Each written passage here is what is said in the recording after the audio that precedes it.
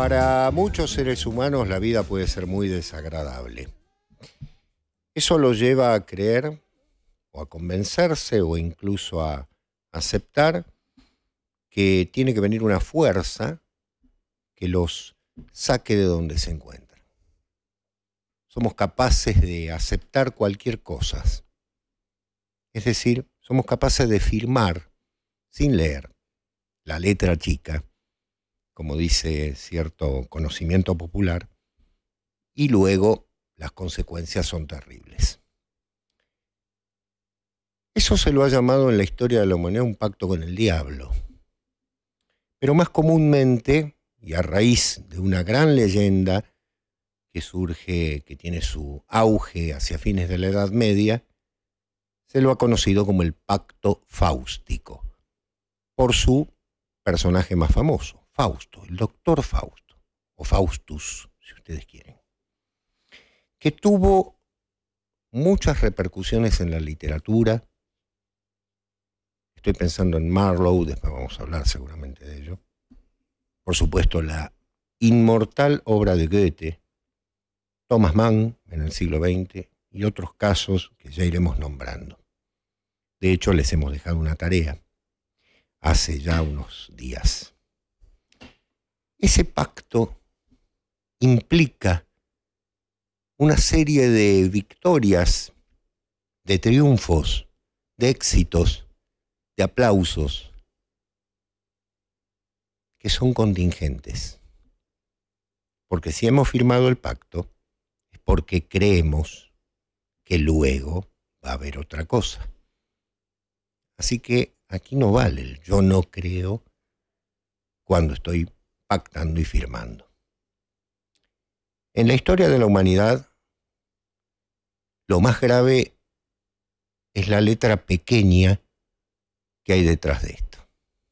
Pido la inmortalidad, y se le concedió a la Sibila de Cumas. Se olvidó de pedir la eterna juventud, por lo tanto va a envejecer eternamente, con lo cual pide a gritos morir.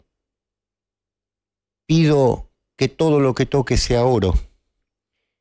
Bueno, se muere de hambre Creso, intentando tocar algo que no se convierta en oro. El pacto está ligado a nuestras debilidades y es lo opuesto de la actitud de Job, ese personaje del Antiguo Testamento al cual le llueven desgracias, se lo pone a prueba de todas maneras, pero nunca pacta. Se está esperando que se entregue, se está esperando que caiga. Todas las desgracias posibles, todas las grandes tragedias. Pero Job sabía algo, que es que no debía rendirse ante la tentación fácil del éxito del momento. Toda salida, eso significa éxito. Por eso se dice exit en inglés, salida, ¿no? Todo éxito es ni más ni menos que una salida para entrar a un nuevo laberinto. Si pactamos por una salida, ya habremos perdido la posibilidad de volver a pactar. Por lo tanto, es más inteligente y es mucho más sabio contar con la propia fuerza para hacer frente a aquello que se nos enfrenta. ¿Qué quiero decir con esto? Que el tema que nos reúne hoy es el del momento en el que tomamos la pluma y vamos a aceptar algo. Tal vez la tentación sea muy grande. No es necesario que el demonio venga con cuernos, un tridente, una cola, los pies de cabra. Pero muchas veces puede venir vestido de la mejor manera, como ocurre con el diablo, ¿no? Es demasiado bella para, ¿no es cierto?, para ser cierto. Y luego mostrar su verdadero rostro. Yo prefiero quedarme con el verdadero rostro. Y entonces, saber que las limitaciones siempre son una enorme alternativa para que el ser humano se eleve y no se hunda definitivamente. Hoy estamos con uno de los temas clásicos de la literatura y del arte al menos desde la Edad Media para acá, el pacto fáustico. Hoy vamos a hablar de literatura, de cine, de ópera, vamos a hablar fundamentalmente de algunas obras que marcaron esto. Detrás de mí ya están viendo un cuadro como siempre, un óleo que nos va a dar para conversar sobre ello, pero fundamentalmente los invitamos a que ni siquiera pacten con nosotros. Vuelvan a leer, pónganse en los lentes y lean la letra chica. Bienvenidos a una nueva emisión de Reporte Minoritario. Este programa que, debo decirlo antes de hablar y presentar a mis queridos compañeros, quiero agradecer a los millones de personas que nos siguieron el lunes pasado y el lunes anterior y que estuvimos invitados en el certamen internacional de relato corto y documental de agrimensura que se realizó en la ciudad de Vladivostok, al que fuimos invitados la Condesa, el Procónsul. Bueno, lamentablemente los dos participantes de Argentina, José Boca y el otro se llama Juan Rivero. Sí, terminaron mal. Pero bueno, siempre es bueno, es un enorme consuelo decir hemos participado. Claro, participamos de. ¿No es cierto? Claro, el certamen. ¿Cuánta gente nos vio en el tema del programa Reporte Minoritario del lunes pasado y del anterior? Ha sido millonario, ¿no? La participación de. Bien. Ahora sí, nos quisieron correr y demás, pero acá estamos. Acá estamos. Somos una especie de trinchera de lo imposible, en ese sentido. Bien, dicho esto, vamos a presentar a los ilustres integrantes de este panel, como se decía en una época. A mi derecha, la condesa Midi Radomski, que directamente... Hoy directamente no la vi venir en carroza y demás. Directamente la descendieron un grupo de cosacos, ¿no? Por supuesto con una mirada gélida. Y obviamente nosotros tocamos con nuestras manos la tierra porque hay que bendecir a la Santa Madre de Rusia. Condesa, ¿cómo está? Muy bien, qué presentación. Por favor. Santa Madre. Te lo merece. Muy bien. Nuestra muy porfirogéneta, como muchas corresponde. Gracias. ¿Qué tal, doctor y procónsul? Tenía ganas de volver, así que estoy contenta. Sí, ¿no? Sí. ¿Qué tal estas 2 semanas? ¿Algo para...? Bien, con bastante trabajo en nuestros proyectos, secretos todavía. Muy bien. Nuestros soviets. Pero... pero trabajando con eso, así que contenta, con amigos. Muy bien. Sí, muy bien. Muy bien, me alegro muchísimo. Se la ve muy bien. Aparte, es verdad, tenemos estos secretos acá en los conciliábulos y demás. Sí. Y a mi izquierda, el procónsul. El hombre que ha decidido venir 2 horas, dejar los espacios de mármol en los que se mueve, ¿no? Dejar a todo el cardenalato, ¿no? A todo el boato, a todo el purpurado, y venir acá a descender al barro de la tierra, ¿no? ¿Cómo anda, procónsul? ¿Cómo le va, doctor? ¿Cómo anda, condesa? Aquí estamos nuevamente, muy contentos de estar aquí, aunque no se haya cumplido el pedido que hicimos formalmente de alfombra roja para la condesa. Y bueno. Anunciaron el regreso y dijimos, bueno, como mínimo alfombra roja para nuestra condesa. Pero bueno, estamos de vuelta. No, estamos, sí, no sé qué nos pasa, pero la servidumbre no es lo mismo. Antes, con el gato de 7 colas, la gente aprendía. No haga enojar a la gente de vuelta. Sí, no, claro. Sí. Gracias, un saludo a todos los que me siguen en las distintas redes de y no sé cuánto más. Bien, no tengo ninguna, así que bien, Por un perfecto. lado, bueno, vino bien este pequeño lapso de realizar el programa fuera de Vorterix, porque estuvimos ahí trabajando para evitar ciertas cositas. Totalmente. Bien. Bueno, señores, vamos a empezar con las redes. Tenemos la red de Twitter, que es @rminoritariobtx, el Instagram @reporteminoritariobtx y, por supuesto, como siempre, la página de Matías Macetti, donde van a encontrar todo el material de nuestro programa y la bibliografía, todo, sí, realmente es impresionante, ¿no? Sí. Sí, siempre nos preguntan este libro que nombraron, dónde lo puedo conseguir o cómo se llamaba, y ahí está todo. Ahí está todo, estupendo.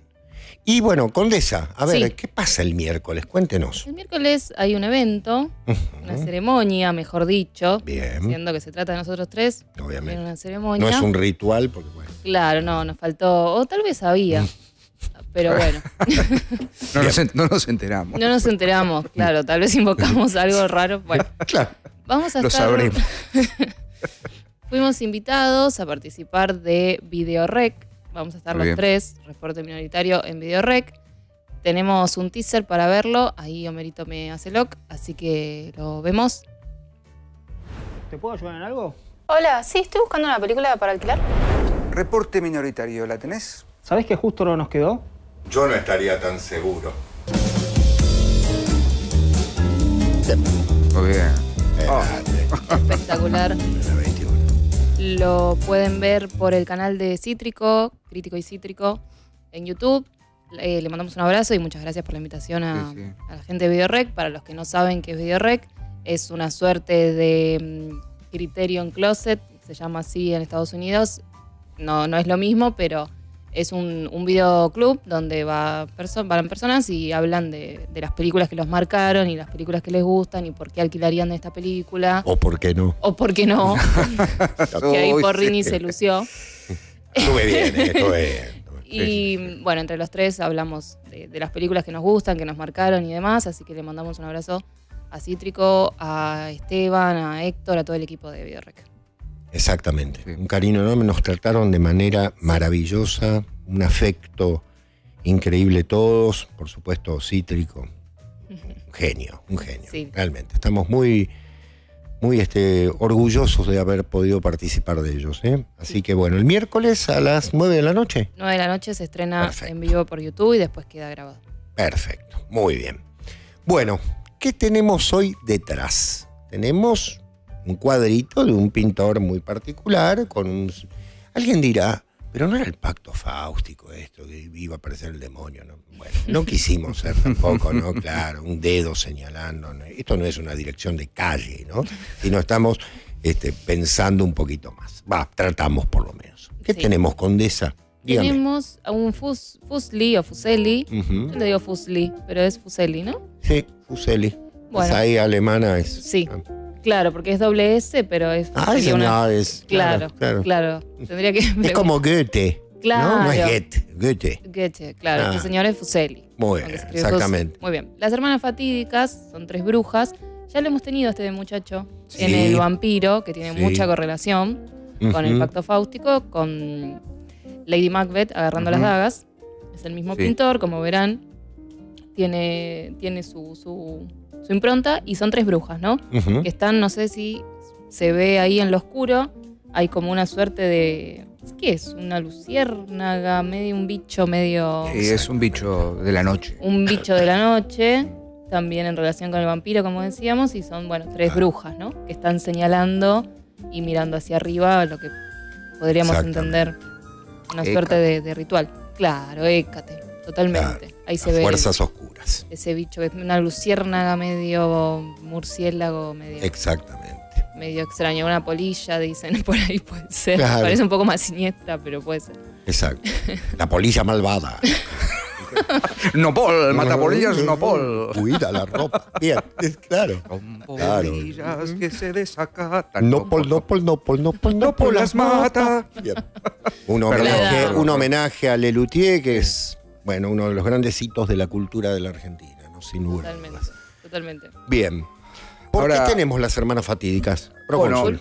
a ver, vamos a volver sobre un tema que ya hemos charlado, incluso cuando vino el querido Pompeyo Audibert, Cierto. Habitación Macbeth. Sí. Si hay una de las grandes obras que representan el pacto con lo demoníaco, con el mal, con todo lo que... A ver, con lo que ya venimos charlando en varios programas, ¿no? Respecto de esa fuerza o esa entidad que se aleja del bien, es el personaje de Macbeth uno de ellos, ¿no? Tanto Macbeth, el varón de Cawdor, como su esposa, ¿no? Ambos acceden a esta suerte de pacto demoníaco, pacto siniestro, con el fin de tener un bien propio, un bien personal, ¿no? Una cosa muy vanidosa, si se quiere, ¿no? Que de algún modo también eso implica una de las primeras condiciones para el pacto fáustico, ¿no? Ahora lo vamos a charlar un poquito en torno de la leyenda, pero elegir las hermanas fatídicas como representación o como ilustración de la esencia del pacto fáustico tiene que ver con esto, sobre todo por los términos del pacto, ¿no?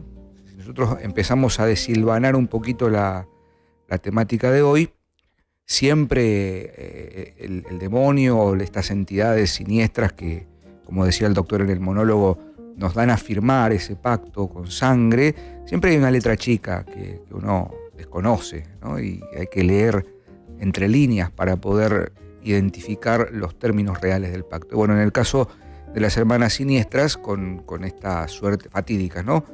Con esta suerte de conjura que ellas realizan y esta especie ¿cómo decir?, hado, fatum, o como quieran llamarlo, que le vaticinio, ahí está, a Macbeth, decirle que él va a ser el varón de Cawdor, pero el varón de Cawdor es otro, va a estar vivo, bueno, qué sé yo. Y finalmente cuando le dicen que él no va a poder ser vencido por ningún hombre que haya nacido de mujer, o cuando el bosque de Birnam avance sobre el castillo, finalmente todos los designios o todos los vaticinios tienen una doble lectura, un doble juego. Hay algo más detrás, ¿no? Está primero la tentación de lo fabuloso y de lo prodigioso hacia quien firma el pacto, pero luego viene la condenación, ¿no? Detrás de eso necesariamente tiene que haber un interés por parte de la víctima del pacto para que el demonio opere de manera mucho más efectiva. Totalmente. Tal es el caso de la leyenda de Fausto, ¿no? Que vamos a charlar hoy un poco. Exactamente. Este hombre que decide, luego de haber leído todo, ahí viene el tema, ¿no? Luego de creer que conoce todo, decide a determinada edad que ha perdido el tiempo de alguna manera y cómo hacer para volver atrás y lograr los beneficios de la juventud con ese saber, ¿no? Hay un elemento clave que es el hecho de la tentación de volver a ser un joven. Cuando un anciano decide ser un joven, yo siempre me pongo un tanto nervioso, ¿no? Porque digo, los papelones son más grandes todavía, ¿no? Claro, exactamente. Pero aquí es como un pase mágico, ¿no? Estamos pactando para obtener ciertos beneficios que obviamente en la letra chica luego cargan sobre lo más profundo del ser humano. El origen de la leyenda tiene que ver con una tradición de tipo germánico y en algún momento se dijo, si no me equivoco fue George Santayana, que a pesar de su nombre George es español, Jorge Santayana, pero se lo conoce así en líneas generales.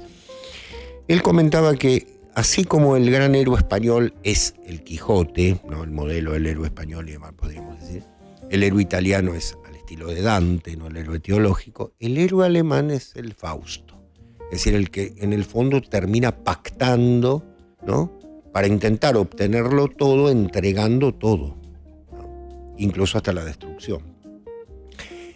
Qué simbolismo, ¿no? Cómo lo vivieron tan cercanamente, eso, ¿no? Sabiendo que el pacto con el mal solo puede llevar a la destrucción, pero en ese sentido es muy claro, y lo vio Goethe de manera notable, ¿no? Sí, también la puerta de entrada que tiene el mal, o en representación del diablo, pero esta idea de lo que corrompe o lo que destruye, la puerta de entrada es cuando no alcanza el conocimiento. Exacto. O cuando no se entiende el conocimiento como un todo y como una unidad trascendente, justamente. Exacto. Entonces la puerta de ingreso, que eso después se traduce y se vislumbra en un montón de maneras, es que el conocimiento no alcance, ¿no? Uh-huh. Si no sé, lo pasamos al arte, como bueno, no alcanza el conocimiento y la puerta de entrada que puede llegar a ser para el mal o para lo que se corrompe empieza a ser un hedonismo o ¿no? Como hemos dicho muchas veces en referencia a Cosmara Guami, que se vuelve un placer, porque el placer se desplaza de lo que era el conocimiento, entonces siempre en cualquier lenguaje, como la puerta que tiene para corromper a las personas o a las cosas el mal es que no alcance,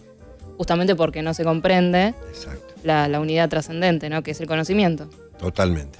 Es como tomar una parte de lo que realmente corresponde al todo, ¿no? Es el primer aspecto, ¿no? El gusta, no me gusta, como digo yo, ¿no? Me gusta, no me gusta, no. Bueno, no. Tenemos un paso más, ¿no? Tenemos que dar un paso más porque en el fondo ese pacto no solo entromete el futuro de la persona, sino que también, básicamente, de manera notable, embota, lo que decía la condesa, ¿no? Es decir, no veo exactamente, no conozco exactamente, estoy viviendo un engaño. Claro. ¿Cierto? Que es lo que vive Fausto, ¿no? Sí, claro, porque es un engaño todo lo que le provee. Totalmente. Ustedes saben que el Fausto de Goethe fue escrito 4 veces por Goethe. El último Fausto es ya a los 80 años, Goethe lo vuelve a revisar de una manera muy particular, muy puntillosa y demás, porque de alguna manera fue la obra que lo acompañó toda la vida, sabiendo que cada etapa era un aprendizaje mucho mayor. Tal vez porque él mismo había caído en cierto faustismo, por decirlo de una manera. Por supuesto, sí. Hay algo interesante, si nosotros pensamos, por supuesto, en el concepto de pacto fáustico, sí, hoy vamos a hablar también, sobre todo en el segundo bloque de la... Ahí está, Goethe. En la segunda parte con la ópera de Gounod, sí, ¿no? El Fausto de Gounod, que luego nos va a permitir también comentar un poquito las resonancias del Fausto por tierras más cercanas, ¿no? El Fausto, el famoso Fausto criollo de Estanislao del Campo. sí. Pero es llamativo el recorrido que tiene la leyenda de Fausto. Hay un texto de Pessoa que se llama Fausto, Sí. una tragedia personal, creo, algo así. Es un poema bastante extenso, inconcluso, y hay una edición que tiene un prólogo de Ángel Crespo, crítico argentino muy importante. Argentino era. Español, perdón. Traductor de la Divina. También, traductor de la Divina. Traductor de la Divina. Y Ángel Crespo ahí señala un recorrido que va desde el primer registro que se tiene de la leyenda de Fausto, supuestamente basada esta leyenda en un personaje real, un tal Georgs Bellicus Faustus Jr., ¿no? Un nombre larguísimo, que habría hecho un pacto con el demonio. Y hay algo llamativo, este primer Fausto, que da origen a la leyenda de 1587, habría sido un doctor en teología y especialista en ciencias ocultas, valga decir, alquimista. Sí.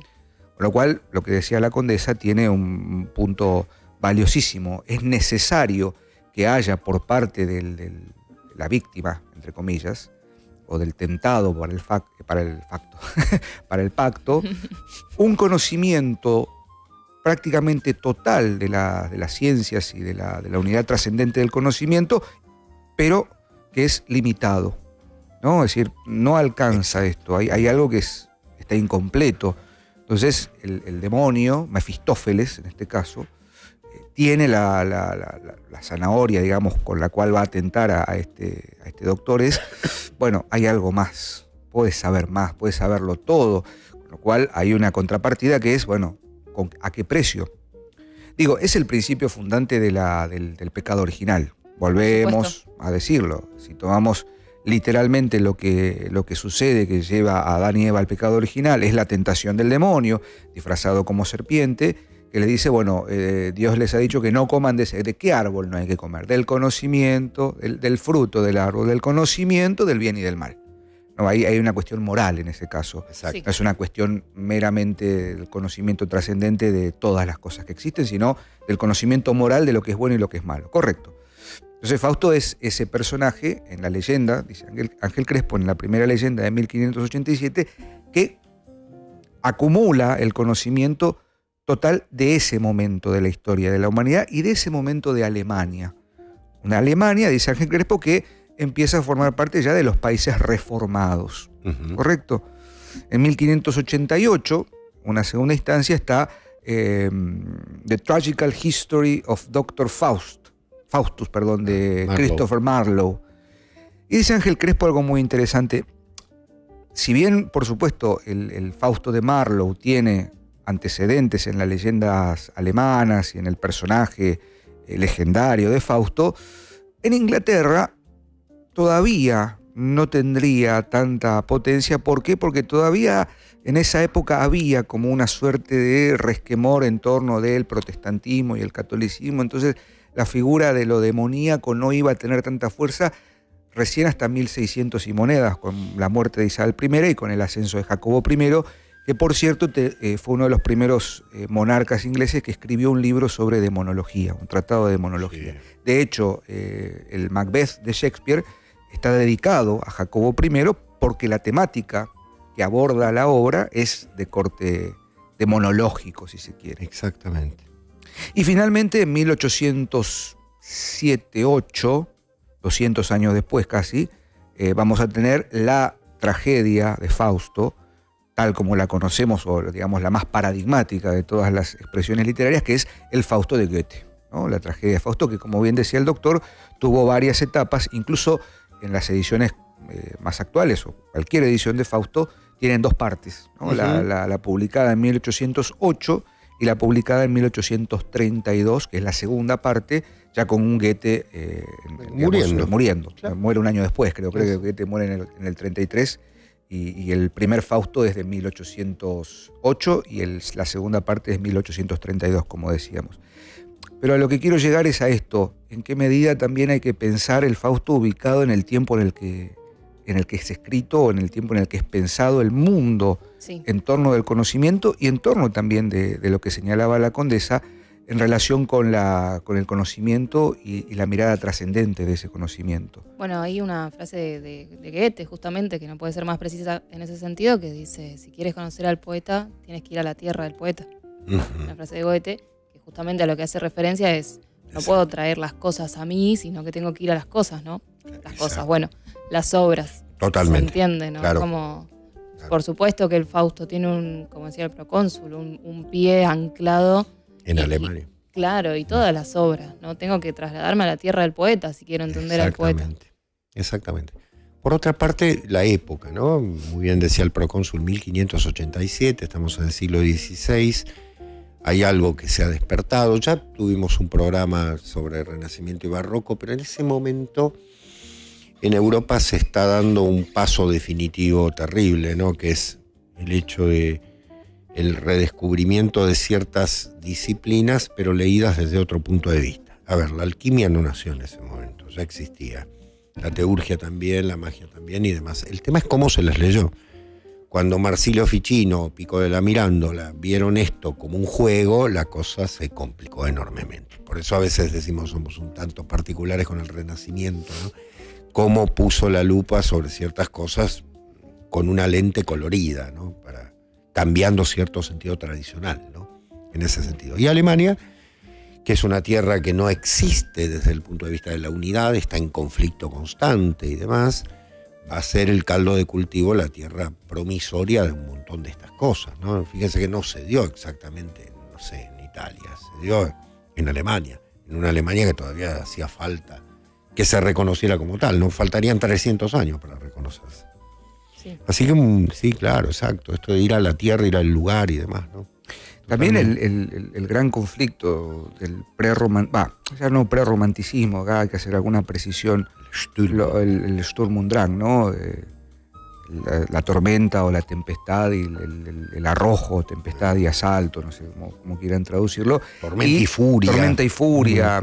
Y ahí un Goethe que podríamos decirlo, y siguiendo un poco también la línea de los estudios literarios, fundador o como digamos primer gran exponente de ese movimiento que luego será el romanticismo, tiene un sentido tomar al personaje de Fausto como la manifestación más concreta de esto, de la locura propia del poeta, del apasionamiento, de la pasión del poeta en tanto padecimiento. Es interesante cómo empieza la obra de Goethe, porque empieza como una apuesta entre Mefistófeles. Como Job. Claro, una como apuesta, el libro de Job. Una apuesta y Dios dice, bueno, está el mejor de mis soldados. ¿No? Dice, y bueno, no, mira, yo te lo voy a convencer para este lado. Dice, bueno, hagamos una apuesta y finalmente, ¿cómo se dice? Mefistófeles gana la apuesta. Y aparece la figura por primera vez en la leyenda, no por primera vez, pero con más énfasis, la figura de Gretchen, o de Gretchen, o de Margarita, ¿no? Que es también el objeto que en el Fausto de Gounod, en la ópera, va a ser tremendo, ¿no? El personaje femenino. Y el final, sobre todo. Claro. Que es un cambio de discurso total. Sí. Que es para mí lo mejor de la ópera. Sí, la mujer salvadora. Sí. Exacto. que tiene que ver también con un Goethe que pone en sintonía esto de lo eterno femenino y la salvación por lo eterno femenino que va a estar allí.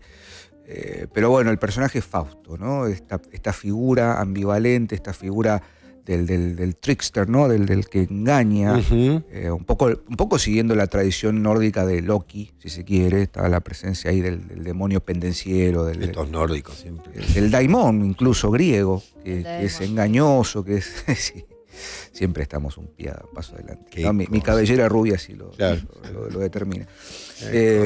Pero la figura de Fausto es eso, ¿no? Es Mefistófeles, esa suerte de elemento engañoso, elemento de la tentación que va acompañando cada una de las decisiones y que sabe en el fondo que su objetivo es ganar el alma de Fausto. Sí. Ganar una apuesta, ¿no? Está puesto al azar, es ganar la apuesta. Y la que sufre, en definitiva, todo esto es Margarita. Claro. También hay es algo... el sacrificial. Claro.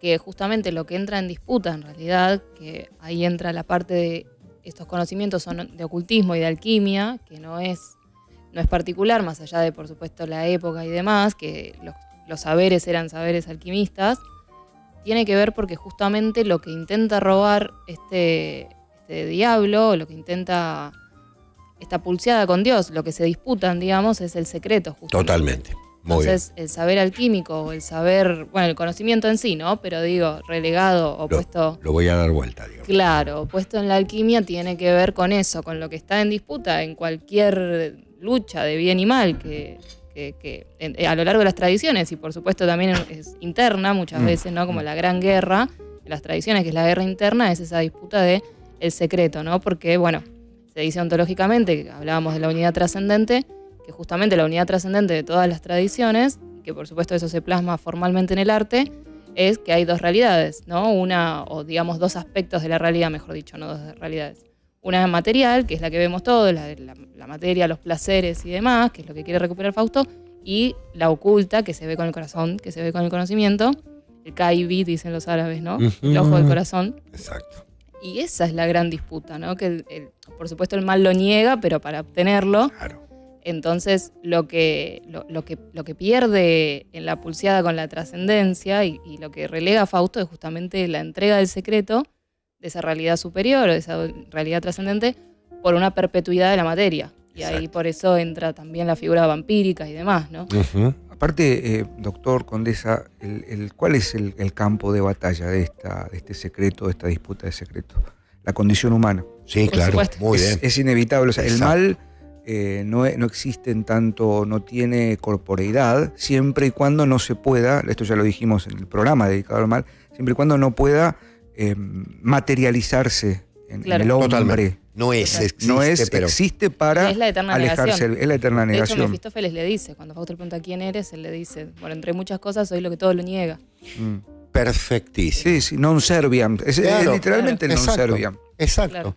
Claro. La frase... por la cual se convierte en quien se convierte, es una negación. Sí. La negación es justamente no servían, como muy bien decía el procónsul, no serví. Claro. Es el, ¿cómo decirlo? El escudo, el escudo heráldico del demonio, en tanto justamente al negar todo tipo de servicio, se convierten soberbiamente en su propio señor, ¿no? Y ahora, perdón, hago un paréntesis súper corto. Sí. Desde el viernes vi Fórmula 1 del director Kosinski. Sí. A ver, ¿cómo es esto? El director Kosinski, él dirigió Top Gun Maverick y ahora sacó Fórmula 1, película que está en carteleras. Y bueno, la vi el viernes, como que no la sigo pensando desde el viernes, y hay algo que se da del pacto fáustico. En un corredor de autos sería, sí. Bien. Así que quiero recomendar que la vayan a ver, que piensen la película... Porque a veces parece que están hablando del Fausto de Goethe de 1700. No, esto está en Fórmula 1 de Kosinski, que está ahora en cartelera. Ahí está el sentido operativo del arte. Ahí está el sentido operativo del arte. Ahí está la resistencia, aunque es una palabra un poco polémica. Vayan a ver Fórmula 1. Sí. Máxima ahora que está como muy en boga el tema con Franco Colapinto y toda la cosa. Como, somos todos medio especialistas en Fórmula 1 por una cuestión de... Hay como un entusiasmo generalizado. Bueno... Primero eso y segundo, justamente por eso la inteligencia de hacer Fórmula 1 para hacer esto que hace. Mirá. Excelente. Bueno. Es brillante. Buenísimo. Así que vayan a guardar el secreto. Yo estaba pensando en esto. Sí, perdón. Obviamente el pacto no puede ser, como decíamos, no va a aparecer con cuernos, un tridente, ¿no? Evidentemente. Pero siempre aparece sobre todo en nuestra modernidad más cercana, aparece beneficiosamente convenciendo.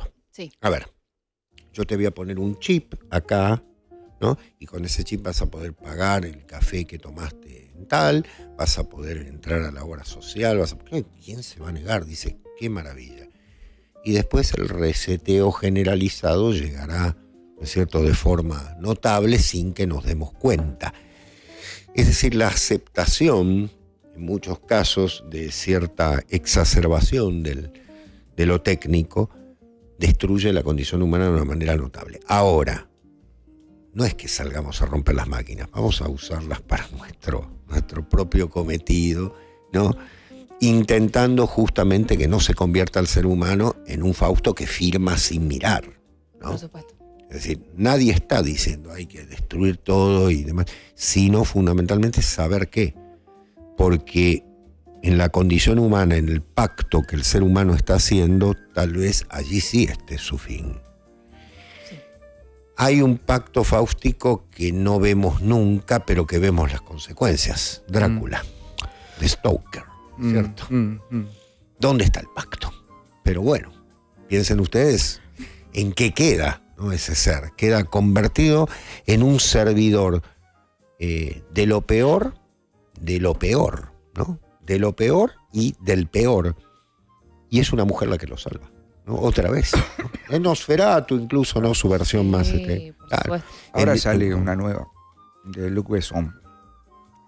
El fin de semana había un tráiler. ¿De qué? ¿De Drácula? Luc Ah, Besson. Mira. Por ahí es un tremendo fake y estoy entrando como un campeón, pero me parece que está Christoph Bye. Waltz haciendo de Van Helsing. Mira, ¿sabes que no lo vi? Sí, sí. Vi que sale Frankenstein, pero no bueno, es a la Besson, ¿no? Es una estética muy particular. Si uno ve el trailer ya te das cuenta. Antes de que The Twitter Police me salga cancelado. Vi el tráiler solamente, tampoco puedo decir que... Pero hay una cosa ahí que está volviendo, ¿no? El tema está patente. Y ahora que dice esto de Fórmula 1, bueno, iremos a ver de qué se trata. Sí. Discúlpenme, hay un comentario. Miren, Sí. Diego Robles. Sí. Vamos a hablar de Tomás Mann. A don Diego Robles, que está haciendo la alusión a una gran novela, Doctor Faustus, de Thomas Mann. Muy bien, dice, puede ser un pianista y demás. Gran novela de Thomas Mann, que también Thomas Mann le llevó mucho tiempo a escribir porque... Adrián Leverkusen. Claro, exactamente, el protagonista, porque se informó muy bien de música, sobre todo música dodecafónica, y tuvo que hablar con el señor Teodoro W. Adorno, o Teodoro Wiesengrund Adorno, como ustedes quieran, que aparte de ser el gato de Cortázar... No. Y se llamaba así, el gato de Cortázar se llamaba Teodoro W. Adorno. Bien, un filósofo del siglo XX, obviamente muy conocido, ¿no? Por supuesto. Una gana de ser trending topic, ¿no? Otra vez. Y cuyos escritos de música son muy interesantes. Adorno era un musicólogo de primer orden, ¿eh? Sí, más allá para de mí que lo uno... más interesante que tiene son sus tratados. Totalmente. La estética. Sí, no. A ver, fascinante. sí, seamos... Era un conocedor. Después hay cosas que, bueno, son un tanto irritantes, diría un colega mío. Los escritos estéticos me parece están bastante bien también. Agustina, acá me pasó el mate, quédese tranquilo. Muy bien. Incluso, perdón, pero Thomas Mann y música, Muerte en Venecia. Ah, bueno. Sí. Bueno, qué peliculón. Qué película. También, ¿no? por supuesto. También es un... Con música de Mahler, ¿no? Segunda sinfonía y quinta sinfonía y parte de la tercera. Muy bien, una maravilla. Bueno, hemos llegado al momento en el que nuestro director empieza a parecerse al penado 14. Empieza a hacer gestos así, le agarran ataques, se convierte, él quiere ser un sociólogo de renombre, pero por momentos cae en el altucerismo y empieza a decir cosas increíbles. Así que vamos a obedecer a Homero, vamos a ir al corte y luego, si Homero quiere, estaremos de vuelta aquí, si no, iremos a limpiar los baños. El streaming... Bueno, como ustedes ven, Homero ha querido, hemos vuelto, ¿sí? Nos ha traído las cámaras de vuelta Exactamente. Y acá estamos. Denle a la campanita like. Ah, Si la no, campanita. no se ve nada. Exactamente. Muy bien, ahí está. Sonó. Bien, vamos a meternos en el tema ya ahora con un poquito más de enjundia, ¿no? Y vamos a hablar un poco de la... ¿Quiere hablar el procónsul? ¿Quiere hablar de la ópera?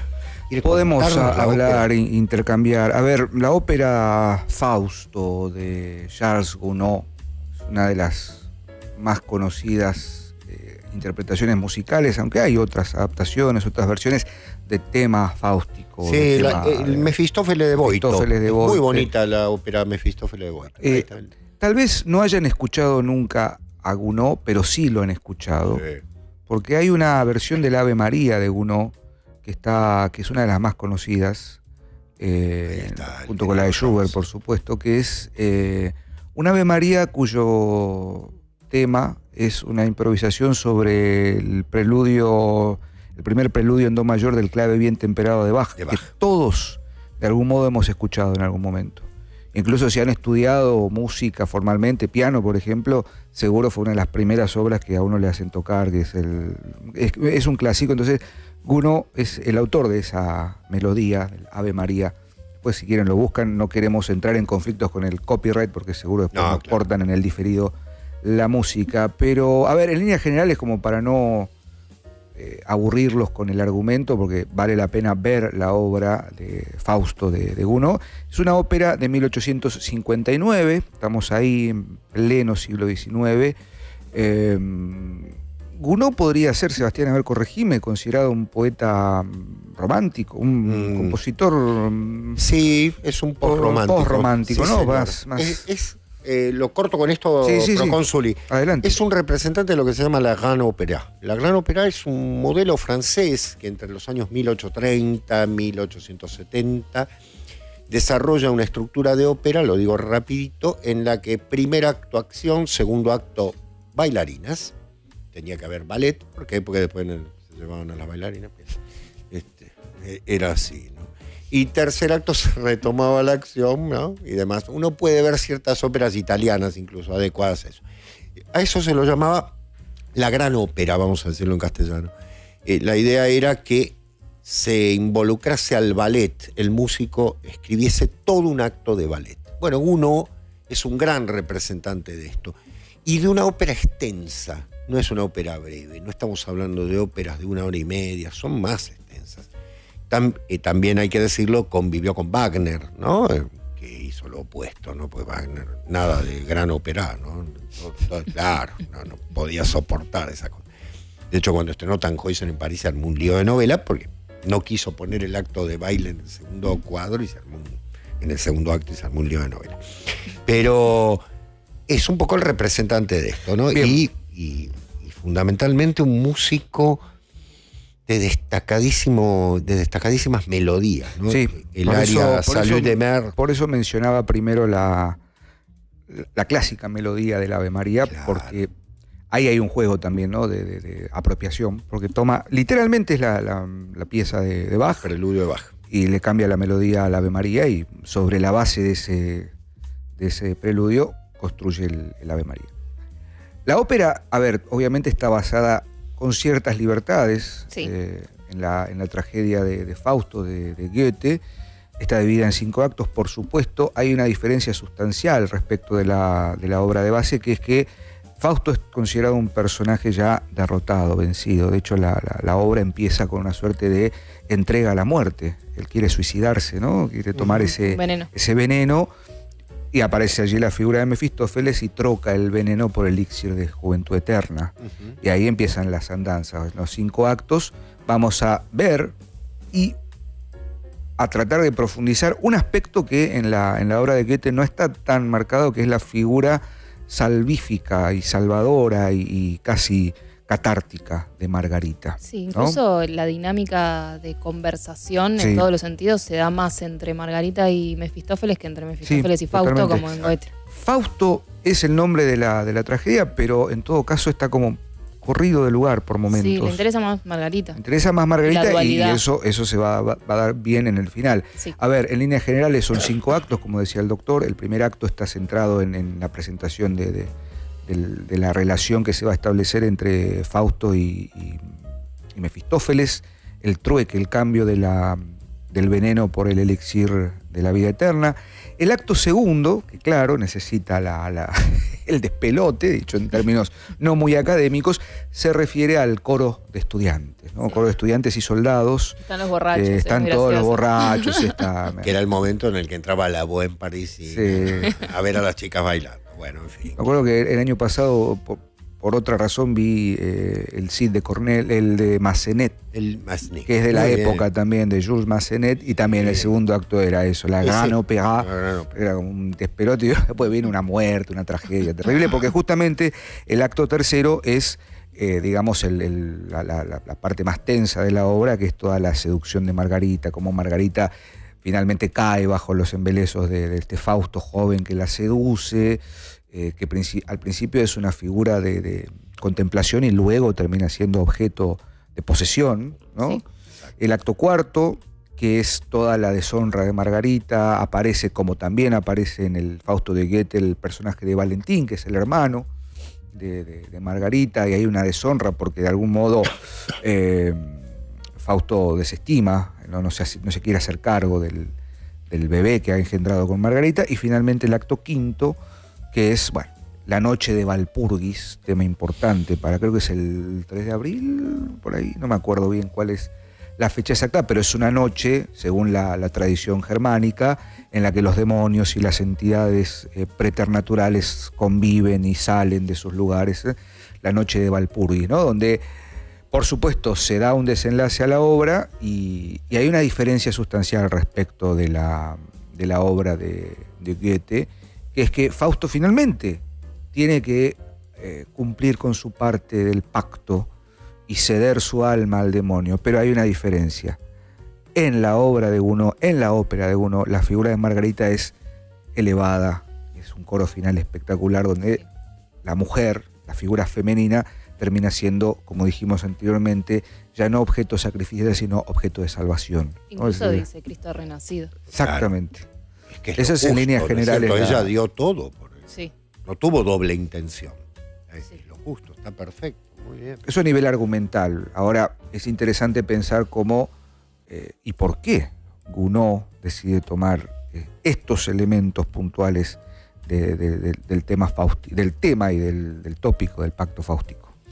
Había un antecedente en la ópera francesa que era el de Berlioz, ¿no? La damnación de Faust, la condenación de Fausto sería, es una especie de oratorio, a ver, para que ser claro para todos, un oratorio es una especie de ópera quieta, inquietud, ¿no? Muy particular, a Berlioz le gustaban este tipo de cosas, donde una musicalidad impresionante se trataba el tema y estaba la condena específicamente. Uno lo revisa y hace esta ópera colosal sobre la base de una mirada muy diferente. Es decir, Margarita no puede caer.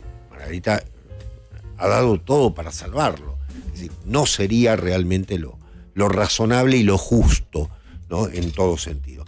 Amén de que ya ha corrido agua bajo el puente, ¿no? Desde el Fausto de Goethe, de 1808 a 1832, que son justamente los antecedentes nobiliarios del tema. La primera versión de Berlioz, la segunda, esta de Gounod, viene a dar una vuelta de tuerca. Luego Arrigo Boito, un gran músico italiano que lamentablemente no es muy conocido, tiene un Mefistófeles espectacular, un poquitito posterior al de Gounod. Si no me equivoco, es de 1858 o 9. 9, la de Gounod es del 59. 59.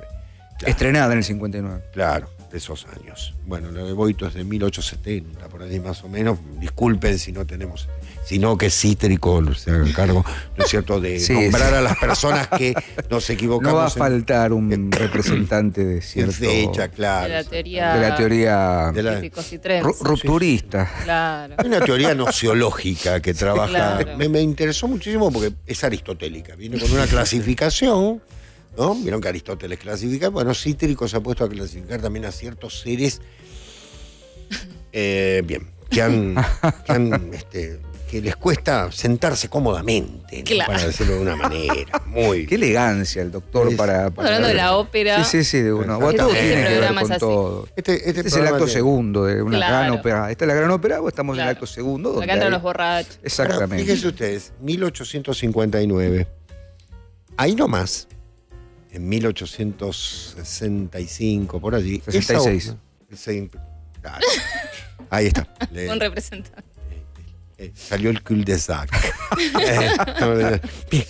Muy bien, profesor. Se la representa en Buenos Aires. Imagínense Buenos Aires en ese momento, era el fin del mundo, pero en todo sentido. Porque ya teníamos el primer Teatro Colón, que no es el que está ahora, sino donde está el Banco de la Nación, enfrente de la Plaza de Mayo. Se representó la ópera de Gounod. Y aquí viene uno de los episodios de la literatura nacional más interesantes y picantes, porque lo que se va a provocar es una parodia, ¿no? Es decir, también el texto de lo demoníaco, de la presencia de lo demoníaco y demás, va a llevar a un gesto paródico de parte de Estanislao del Campo con su Fausto criollo. ¿No es cierto que Fausto, impresiones del gaucho Anastasio el Pollo en la representación de esta obra. Total. Ahí va, nomás. Truco Recuerdo. S4, miércoles. Ajá. Lo viejo Ese- funciona, porrito. Claro, totalmente. Todos recordarán seguramente la escena en la que justamente Anastasio va a ver la ópera, algo absolutamente insólito, ¿no? Que un hombre, un gaucho, ¿no es cierto?, un hombre de campo, vaya a ver la representación de una ópera y obviamente lo que vive es lo que se refleja, creyendo que justamente, bueno, Sí. está ahí representándose el pacto realmente. No es una obra teatral, sino que se está representando la realidad, ¿no? Frente al Teatro de Colón, como dice en su momento. Y habla del lugar representándolo como un conjunto de hacienda. Dice, ¿por qué meten tanta hacienda? Y no, la gente se arrinconaba para ingresar. Y el pacto que él le quiere gritar a Fausto, no lo firmes, no ve que se te va a venir la noche, ¿no? Asumiendo esta representatividad. Es una parodia, ¿no? Por supuesto. Pero como decíamos, es un tema que en el siglo XX va a tener sus reminiscencias en grandes obras literarias y demás, incluso en el cine. Sí, por supuesto. Claro. Bueno, el Padrino 3, ¿no? Claro. Bueno, todo el Padrino. Es Exacto. las tres. Muy Tiene bien. una formativa de ópera en tanto los actos, ¿no? Sí, Digo, exacto. es la boda inicial. Termina Todo con una ese ópera, ¿no? coro, También. y la 3 justamente termina la saga y la película Mm. con una gran ópera, ¿no? Totalmente. Le quiero mandar un saludo a Luis Belfonte, que nos escucha, Ah. oyente de reporte, director de la Orquesta Nacional Sinfónica de Argentina. ¿La Qué Orquesta honor. Sinfónica Nacional? Sí. Ah, qué maravilla. Nos Bueno, escucha. todo lo que hemos dicho sobre música. Le pedimos Discúlpenos. disculpas. Pedimos disculpas. No va a ser cosa que no. Y le mandamos un saludo y nos siguen un montón de músicos. La otra vez me escribía Susan Vidal, que es una violinista. Ah, bueno. Así que un Chapó. abrazo a todos los músicos que nos escuchan. Ya vendrá un músico, se los prometemos, Sí, a hablar sí, con... hablar en serio. Hablar en serio. Claro, ¿En serio? totalmente. Así que- Ya vendrá alguien a hablar en serio. Ya vendrá alguien. Totalmente. Nosotros Así lo que, intentamos, claro. Así que les mandamos un saludo Pero- a los músicos. Qué interesante porque el hecho de la música Sí, en este tipo de óperas, en la ópera, sobre todo en esta ópera francesa, en la ópera francesa, tiene una particularidad la ópera francesa que no solo por esa estructura de la que hablábamos, ¿no? El acto segundo, la escena de danza y demás, la ópera extendida, ¿no? Fundamentalmente no marcar tanto el aria, ¿no? No hay No, tanto no hay. destaque del aria, sino más bien de un sinfonismo continuado, que es la marca de Berlioz, por otra parte, en la música francesa. Hay una particularidad que es el enorme intelectualismo en la ópera francesa, ¿no? Es decir, cómo tomó mucho Werther, ¿no es cierto? No hablamos Fausto, de eso, de Werther. claro. ¿No? Bueno, ahí tenemos otro que hizo Impacto, ¿no? ¿Y con qué? Fundamentalmente llevando muchas obras literarias de mucha densidad a la escena.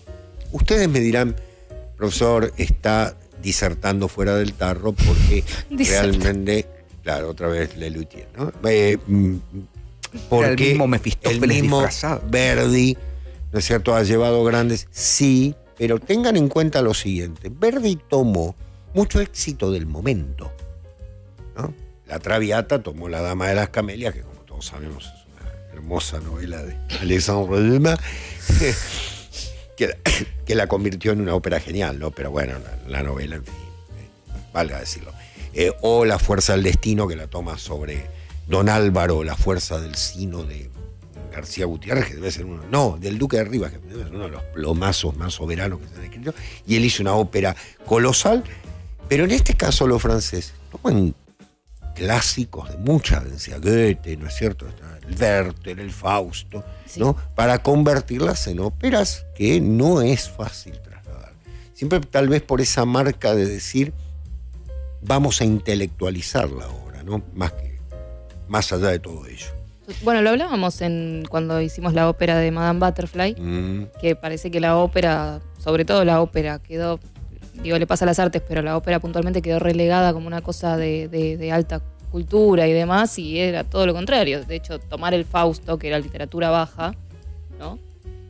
Pero, Exactamente, incluso novelas menores, ¿no es cierto? Claro. Claro, por ejemplo, Manon Lescaut. totalmente, Pablo y Virgilio. Pablo Virgilio. Pablo Virgilio. Usted está en tema, ¿no? Con Sí, no, Bernardín de Saint-Pierre. Saint-Pierre. Ay, por Dios. por esas Dios. Son, claro. Esa cosa medio ¿cómo se trasladaban? Se trasladaban a la ópera como en algún momento se trasladó después al cine, ¿no es cierto? Mucho de la literatura del momento. Murnau no tiene una versión de Mefistófeles o algo así, o estoy errando fuertemente. Creo que tiene algo de... Bueno, Lo después suyo hablamos es una otro día. jamartía. Sí. tiene Nosferatu. Nosferatu, pero anoche, mientras investigaba algunas cuestiones para completar lo de hoy, porque estábamos pensando en el cuadro de fondo, y di con un plano de una película de Murnau, ¿No? pero no recuerdo, debía haber tomado nota de ello, pero no recuerdo. Sí, Tal alguien- vez el chat alguno nos de puede- nuestros claro, oyentes. un oyente. Puede hacernos la referencia de si Murnau Sí. tiene o no. ¿Hacemos una encuesta? ¿Tiempo de siembra en el aire? Qué grande, por Dios. Pero sí, es verdad lo Puede que ser decía. igual, porque Sí, sí. el cine de- Igual el tema estaba acomodando. Sí, de Sí, Fausto, de mira. Fausto. Claro, Ah. es verdad. Un saludo, Rafa, es un oyente de Perú. Muy bien.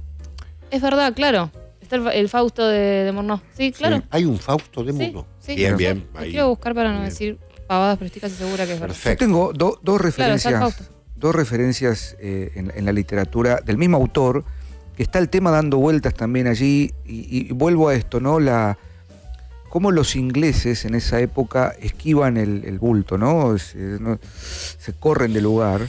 Y el mismo autor, que es Robert Louis Stevenson, tiene dos novelas. Sí. Dos novelas. Vamos Una a es ello. un novelón, que es El extraño caso del Dr. Jekyll y Mr. Hyde, en 1800, si no recuerdo mal, 94, por ahí, fin del 19, que es muy cercano o del 70. Bueno, no me voy a acordar. Creo que Drácula es del 90 y 80 y pico, bueno. Y tiene El Diablo en la Botella. El Diablo en la Botella del 1891, creo. Es un cuento. En ambos, es un cuento, sí. Para cuento es demasiado largo, para novela es demasiado breve. Sería una Exactamente. especie de Cuento relato. largo, digamos, sí, relato. Está bien. que ha hecho las delicias de Sí. mis alumnos de séptimo grado hace 2 años, que lo querían tirar por la cabeza. Pero Yo también lo leí en la escuela. yo lo leí en la escuela también. Sí. Jessica me señalaba, ella también lo leyó en la escuela, y ahí recordé todo, claro, pero es un clásico. Sí, sí. Un qué clásico bien que se lea. funciona perfectamente Sí. y que tiene un elemento ahí también de fatalismo, que es el hecho de que se puede revertir el pacto con el diablo. Bueno, está la película de Leonardo Fabio, Nazareno Cruz. Nazareno Y el lobo. ¡Nazareno! Ah. Está esa cuestión, ¿no? La mirada criolla de la cosa, pero Nazareno. bueno. Sí. En un podríamos- sentido, o sea, en un sentido simbólico es como depende qué tan lejos fuiste, ¿no? Claro. Yo tenía un profesor que decía, si patean el tablero que no se le vayan lejos las piezas. Sí. Es, Muy buena observación. es El árbol eso, no tiene, el fruto no tiene que caer muy lejos del árbol, ¿no? Totalmente, o sea, siempre uno se puede perder en el bosque, ¿no? Sí, En el sí, pero sentido- siempre hay una como Claro, el tema es... retroceso. En el caso de Claro. El Diablo en la Botella, no así en Dr. Jekyll, pero en El Diablo en la Botella está esta cosa medio prodigiosa, ¿no? El objeto prodigioso que es esta botella que tiene aparentemente una fuerza dentro que cumple todos los deseos, ¿no? Como corresponde al pacto, ¿no? Es decir, la posibilidad de ir hasta los confines de tu deseo, que mayormente es, como se dice, que lo dijo hoy la condesa, es de orden sensitivo, de orden del placer, de orden hedonista, ahí está, claro. No me salía la palabra. Y en El diablo en la botella hay algo desesperante que es, ¿no? El truco es, esta botella te cumple todos los deseos, pero si tu alma no querés que tu alma padezca eternamente bajo el demonio, tenés que venderla a un precio menor que el que la compraste. Claro. Bueno, macanudo, yo la compré por 5 pesos o $5, la vendo a 4,99. El tema es que en un momento llega algo fabuloso, que es que cuando el protagonista, por X motivo, quiere recuperar la botella vale 1 centavo. Claro. Logra comprarla y no la puede regalar, exactamente. Entonces, logra comprarla por 1 céntimo de una moneda que ya no existe, no sé qué, pero la tiene que vender. Claro. Hay un momento de, bueno, está bien, asumo mi Bueno, mi eso no condición. sería problema aquí. Porque hemos tenido 5 signos monetarios en 30 años, Claro. así que perfectamente podríamos venderlo a cualquier. Pero te doy 2 Pero australes. a lo que voy Ya en la novela es que, en el relato de Stevenson es El diablo en la botella, hay un giro al final que es tremendo, pero bueno, hay como, bueno, está bien, volvemos a la estabilidad, a la status quo, pero hay alguien que está condenándose con esa botella. Claro, ¿no? Es decir, exacto. no le interesa tanto al narrador ese tema. No. En Jekyll y Hyde hay otra cosa y no solamente el pacto. Está también presente la cuestión que decíamos hoy sobre el hasta qué punto o hasta cuál es el límite del conocimiento del ser humano. Sí.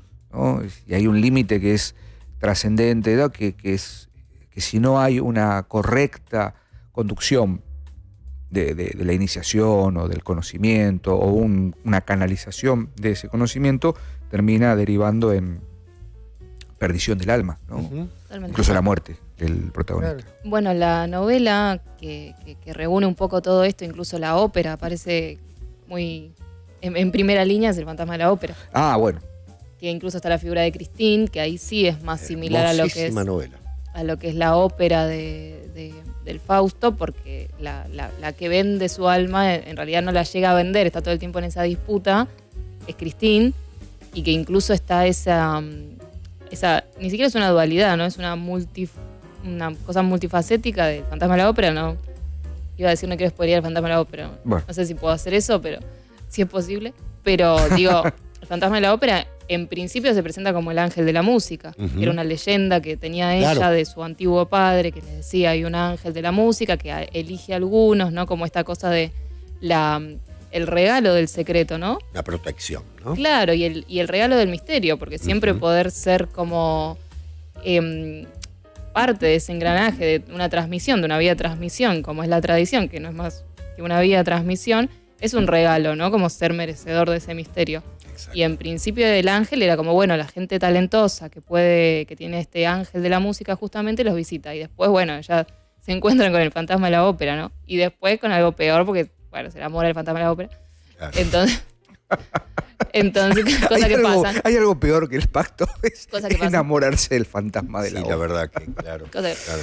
Pero Pero entonces, bueno. digo, ahí se reúne todo, ¿no? Claro. En esa novela que también es por ahí, contemporánea de Sí, porque es de 1008. fines del Sí, 19. 1009 y poco. ¿El No es fantasma? 1008. Fines del 19, comienzo del 20. 89, Y 889. pues, a ver, Ahí nomás. estamos ahí nomás. Sí, en porque el fondo, el Son cuarto Lea- amarillo es 1910, me parece. claro, pero es anterior el Pero me fantasma. parece que es anterior, 1905. Bueno, Puede Bueno, ser, pero puede estamos ser. ahí. Claro, Estamos está en todo ahí el nomás, ¿no? preanuncio. cítrico. Fines de... Tomando nota de la condesa que Hay dijo, más de un Sí. Claro. que está diciendo no, Hay Fantasma mucho- de la ópera, hay mucho cul-de-sac. Sí. Exactamente. con dificultades Bueno, para pero sentarse, quiero como decir, dijo el doctor. está todo dialogando, ¿no? Exactamente. Es que sí, es el espíritu Está de la todo época. muy bien. Como sí. también estaba dialogando en la época del origen de Fausto, una visión sobre lo demoníaco que no terminaba de encauzarse, o en todo caso se Seguro. encauzaba hacia la cacería de brujas. Por ¿no? supuesto. El famoso martillo de los Sí. de los demonios, de las brujas, el Sí. Maleus Maleficarum, Sí. de 1487 es ahí, ¿no? Ahí hay un espíritu, Ya está, digamos, se está abriendo, inquisitorial, Sí, posteriormente, ¿no? La Inquisición, pero previamente el martillo de las brujas Sí, de Kramer y Sprenger, que eran Sí. dos monjes dominicos, creo que alemanes. alemanes, que hicieron una especie de manual de cómo reconocer y cazar cazar una bruja. y eliminar a las brujas. O sea, había un convencimiento de que las fuerzas malignas podían operar y accionar sobre Sí, el cuerpo humano, ¿no? Todo el imaginario de la bruja, por Sí. eso también las hermanas fatídicas o las tres brujas de Macbeth tienen esa, digamos, connotación cercana al pacto con el príncipe, ¿no? Esto del aquelarre y la cosa, que está muy bien. Me viene a la mente ahora la primera película de Robert Eggers, que es The Witch, ¿no? la La estoy bruja. usando en... Bueno, no Sí, quiero totalmente. en eso. Pero sí, por supuesto. Bueno, Está, ¿no? sí. Philip, ¿cómo es el protagonista? El chivo. Sí. Black Phillip. Sí, Es tremendo el momento en el que...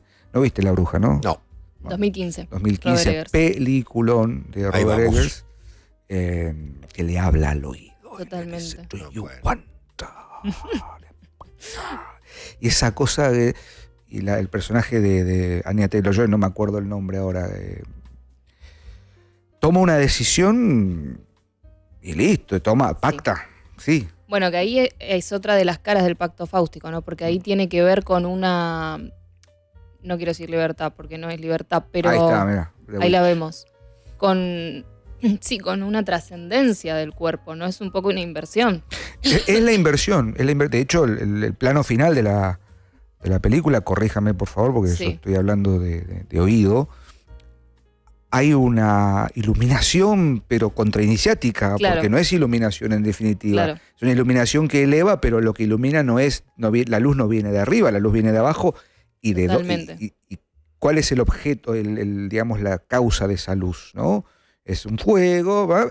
Pero que está invocando otra cosa. Claro, es que tiene que ver directamente con las brujas, porque ese reconcilio con la trascendencia en lo femenino, muchas veces, sobre todo post Edad Media y post Sí, cacería de brujas, brujas, sí. tiene que ver con una reconciliación de la oscuridad femenina, Ujú. entendiéndose la oscuridad justamente como algo positivo, porque justamente frente a ese puritanismo, Claro, ¿no? Es como una inversión. Ahora- Entonces, hay un reconcilio de eso, con la forma del reconcilio femenino es con su propia oscuridad, que es Sí. su trascendencia y su poder. Y de alguna manera es el resultado, no sé si decirlo así, natural o inmediato de una búsqueda absoluta de entender todo bajo el espíritu de la razón, Claro, ¿no?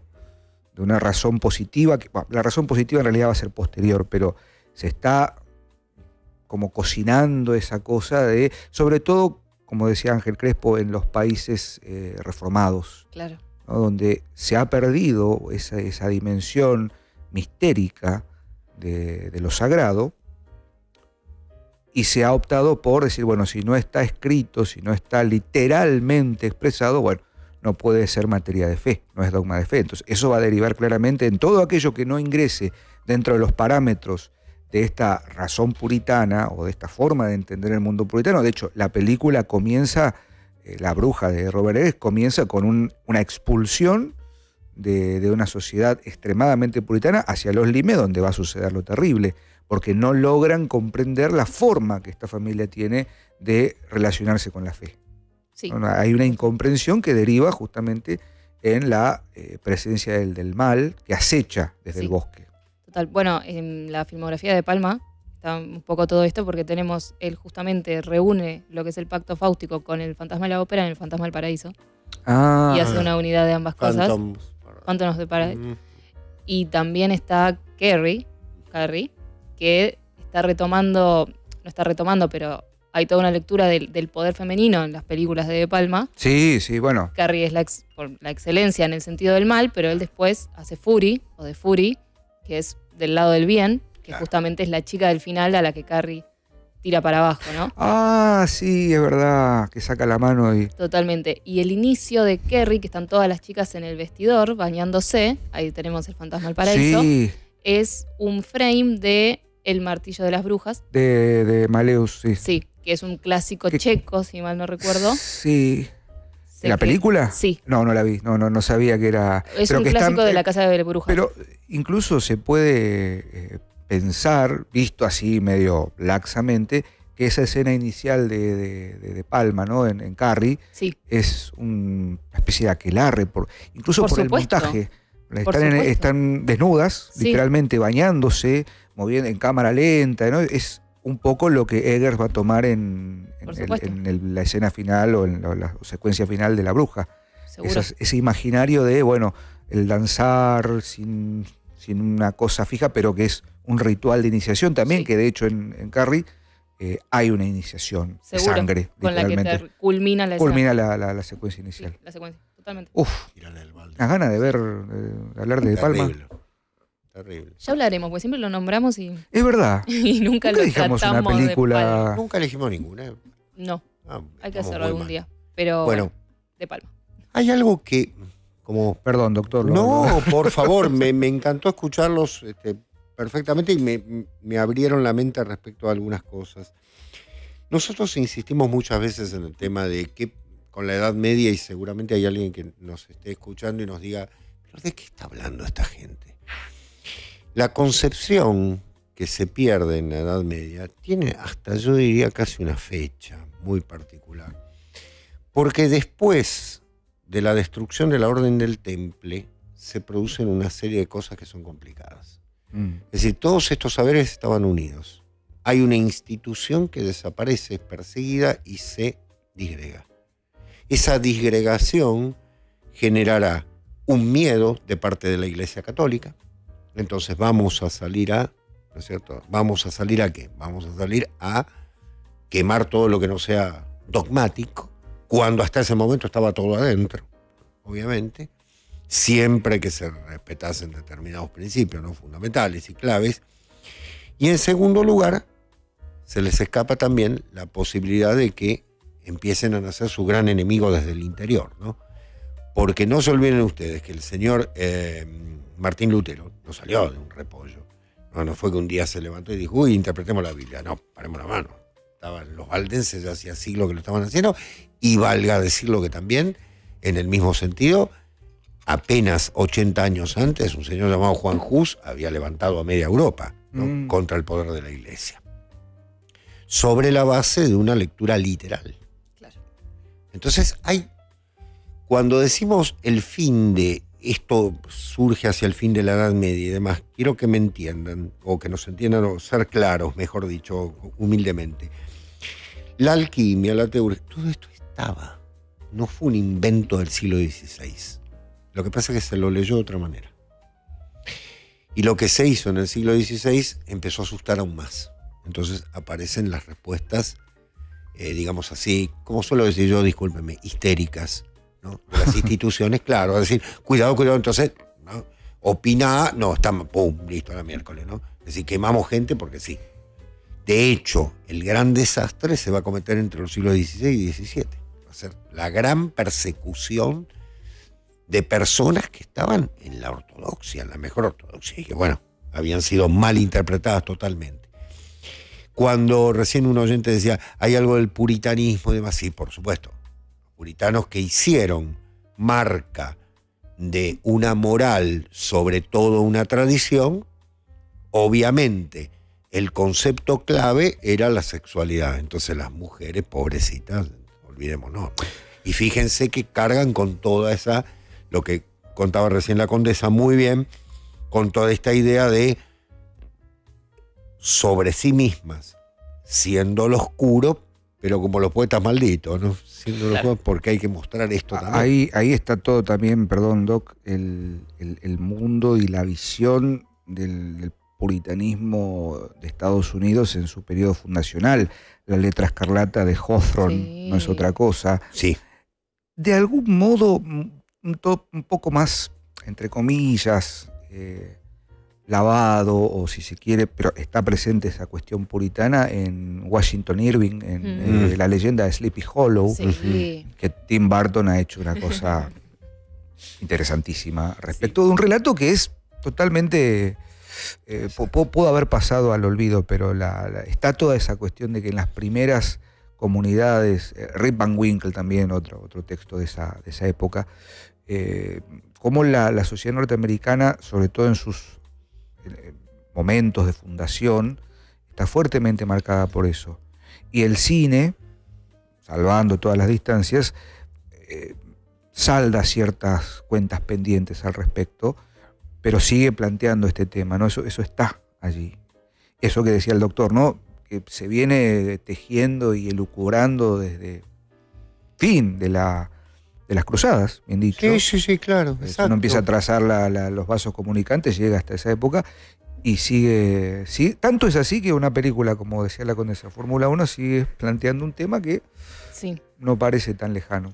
Lo que pasa es que, tomando en cuenta lo que dice el procónsul en torno de la sociedad norteamericana y demás, una sociedad que se construye sobre la base del miedo está confundiendo el temor de Dios con el problema del miedo entre ellos mismos. Claro. Ellos mismos generan esos demonios, ¿no es cierto? Claro. La sociedad norteamericana del siglo XVII es una sociedad basada en el miedo, fundamentalmente. Cargada de armas hasta los dientes por algo, ¿no? Uh-huh. Bueno, las cosas no salen porque sí, ¿no?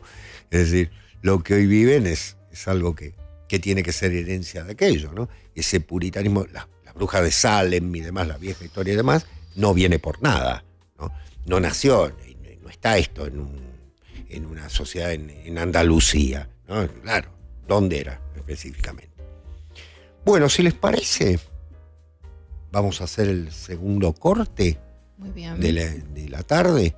Vamos a dejar que Homero se adueñe de las cámaras, se las lleve, y si él quiere, porque es el tirano omnímodo sobre el cual nosotros nada más posamos nuestras plantas en el suelo, si él quiere, regresamos.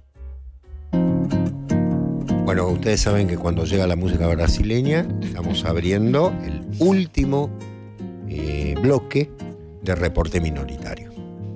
Este es el bloque que dedicamos a las preguntas que ustedes nos hacen o a los comentarios que ustedes hacen, porque tampoco somos Google para estar respondiendo todo, pero claro, una especie de divinidad electrónica, pero con muchísimo gusto y a todos los comentarios que nos quieran hacer y demás. Y por otra parte, para ir cerrando algunos puntos que quedaron, algunos comentarios y demás. Condesa, ¿usted tiene algo para recomendarnos? A ver. Sí. Les quiero recomendar, si siguen con el tema del Pacto Fáustico y cosas contemporáneas que están saliendo ahora, hay una serie que seguro la conocen, se llama Love, Death and Robots, Amor, Muerte y Robots, ahí la vemos. La produce Fincher, creo que dirigió algunos episodios y todos los episodios son sus ideas originales. Tiene distintos guionistas, pero son todas historias de ideas originales de Fincher. Es una maravilla, tiene algunos episodios realmente increíbles. Ahí tomé nota, ¿eh? Sí, hace poco vi el último de la tercera temporada que se llama Jíbaro, que me pareció... ¿Ese es el que usted nos recomienda? No, ahora voy a recomendar el Pacto Fáustico, pero ese me pareció de lo mejor que vi también. Y son brevísimos, autoconclusivos, son 6 minutos, 10 minutos, 15 minutos. Perfecto. Y realmente está increíble, sobre todo si les gusta la animación y demás. Y hay un episodio de la última temporada, de la temporada 4, que se llama Porque puede arrastrarse. Y se trata de un poeta que quiere hacer un pacto con el diablo para escribir un buen poema. Y lo que el diablo le pide a cambio es la poesía, ¿no? Por esto que hablábamos de resguardar el secreto. Y quien lo defiende, quien defiende al poeta del diablo es su gato. ¡Ay, qué maravilla!